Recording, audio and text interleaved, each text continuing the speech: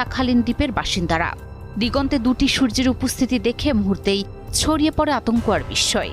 সামাজিক যোগাযোগ মাধ্যমে ভাইরাল হওয়া সেই দৃশ্য নিয়ে এখন বিশ্বজুড়ে চলছে তোলপাড়। কিন্তু কেন এই জোড়া সূর্য? এটি কি কোনো অশুভ সংকেত, নাকি নিছকই প্রকৃতির খেলা? তীব্র শীতের দেশ রাশিয়া, বরফ শুভ্র প্রকৃতির মাঝে হঠাৎ এক অদ্ভুত দৃশ্য দেখে থমকে দাঁড়ালেন স্থানীয়রা। আকাশের এক কোণে জ্বলজ্বল করছে আসল সূর্য, আর ঠিক তার পাশেই দেখা মিলল অবিকল আরেকটি সূর্যের।